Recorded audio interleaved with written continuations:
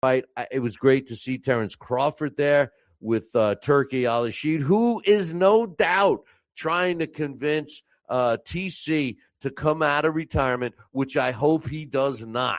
He's got nothing else to prove in the sport of boxing. And let me tell you something. This is a point I made to my main man, Augie, out of Riverhead. The thing is that a lot of these fighters, and we're seeing it right now with Floyd Mayweather, they start living this lifestyle after they're making all this money. It happened to Mike Tyson. It happens to Evander Holyfield. It happens to most. There's only been a handful of fighters that have kind of been smart. But, as the money's flowing, they're spending. They're living. You think all those hangers-on, you think those entourages are all just doing it because they love the guy? Nah, they're getting paid, especially with Floyd. And we see what happens, right? When you look at Terence Crawford is kind of following the road that Lennox Lewis did. You never see him get any credit, or even my paisan, Rocky Marciano. Rocky Marciano never reached in his pocket for anything.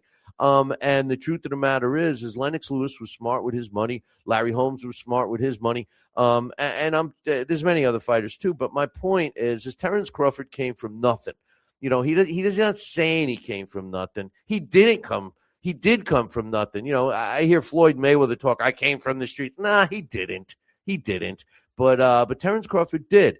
And I think that his rise and all the money that he made, you never saw him do stupid things with it, like buying outrageously priced cars or homes. I mean, he did buy his mom a home, but, he didn't get crazy with the huge mansions. You don't see lots of bling on him. And I think that, rumor had it that he ended up with about $25 million after all expenses. I think Terence Crawford is smart enough to ride off into the sunset. I mean, let's face it, boys and girls, $25 million.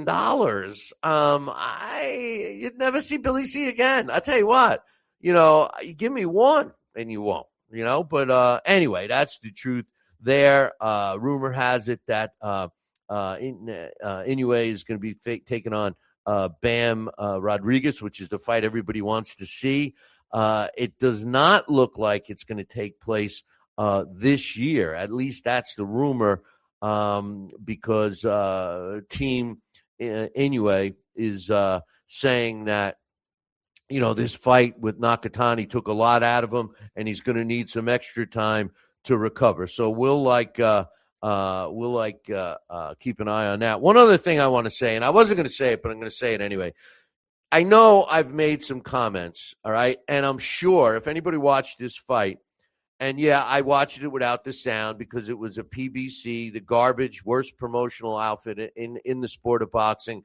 They had their commentator on there, and I can't stand when Mario Ronaldo yells and screams and talks like he's a circus announcer, or even worse, a WWE, which is what he is. And speaking of WWE, I'm sure you noticed the guy that tried to get in every single camera shot. He was shorter than everybody else. He was wearing some funky Elton John type outfits, and he's got sunglasses. I think he thinks he's really, really cool. And in case you don't know who it is, it's Rick Reno. And Rick Reno is in charge of he's involved with the Ring magazine, and you see him with the Ring belt. So that's why he's there. I get people asking me all the time, hey, who's that guy? I'm like, okay, whatever. And by the way, little history, he used to be the guy behind the scenes from Boxing Scene. So small world, this world of boxing. Some other fights I wanted to talk about.